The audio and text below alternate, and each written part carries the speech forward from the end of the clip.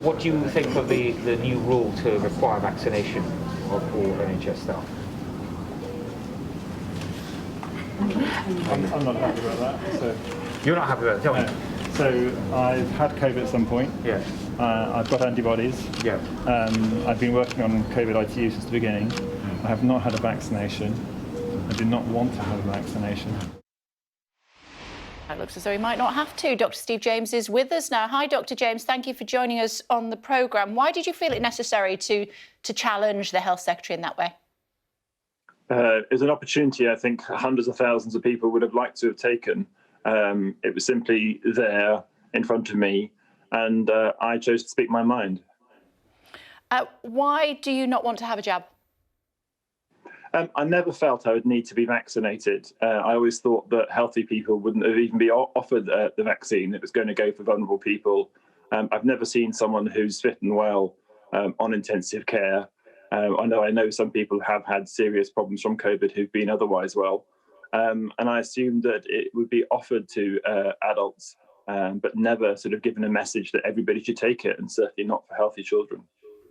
Is it not the social responsibility of healthy people to look after those who aren't?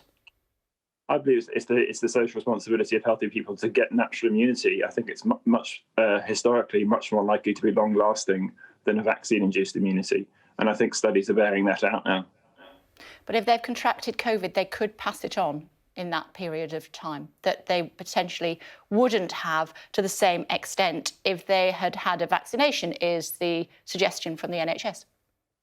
Well, it's a suggestion, and there's some data showing that with Delta, there was some reduction for a few months in the ability to transmit it. But you've got to remember one very key thing. Asymptomatic transmission is a idea that came from computer model generation. It's not real world data. So if you're sick and you stay away from other people, you won't transmit it.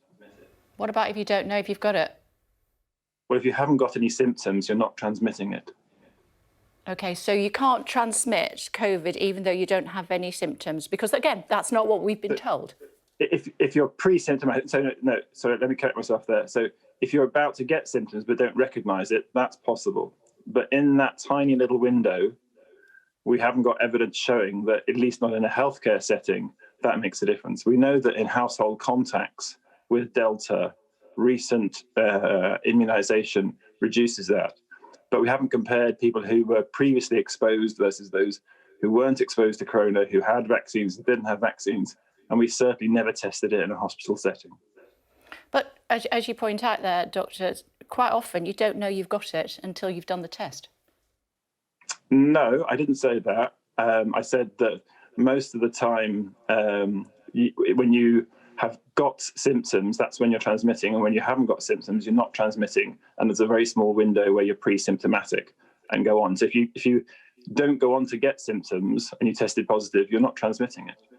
No, but you could have had, I don't know, a runny nose, whatever the symptoms were when you had Omicron, and certainly when it was the Delta variant. You don't know you've got it at that stage until you've done your lateral flow and then confirmed by your PCR test. So in that window, you can infect other people, including the elderly. Yes, you can pass it on, but we know that with Omicron, it's very clear that that doesn't happen, that the vaccine doesn't protect you from onward transmission. We also know that with Delta, the transmission was only reduced for a few months post-vaccine. And we also know that that's not comparing people who've got natural immunity versus people who hadn't got natural immunity and got the vaccination. This is what the NHS say. Research has shown the vaccines help reduce your risk of getting seriously ill or dying from COVID-19, reduce your risk of catching or spreading COVID-19, and protect against COVID-19 variants.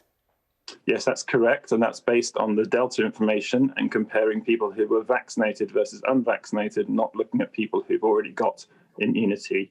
So that's not applicable enough data to the whole of the NHS staff, and it's not relevant to Omicron. And you will not be having a COVID vaccination under any circumstances? I will not be having a COVID vaccination, not unless the entire landscape of COVID and the vaccine changes. And, vaccine mandates are wrong. Yeah, just to put it to you finally before I let you go, our resident GP said that you are being selfish. OK. I think 100,000 other people in the NHS think that we're speaking our mind because we do not want to be coerced into having a vaccine that's still in experimental trial stages, a vaccine that's got side effects that are not really clearly talked about at present, and people are concerned that they're higher than are being shared, a vaccine that isn't really very effective in stopping serious disease in the healthy population because the healthy population doesn't get very serious disease from COVID. But you acknowledge that it's saved a lot of lives, people being vaccinated, as opposed to where we would be if we hadn't gone down that route. Absolutely acknowledge that it has saved lives of the elderly, the vulnerable, those who are immunocompromised, got severe comorbid disease. In that population, it has made a significant difference, together with the improved care in hospital and the other treatments that have been made available. Good to talk to you, Doctor. Thank you so much for taking the time. Thank you. Thank you, Kay. Bye-bye. Bye-bye.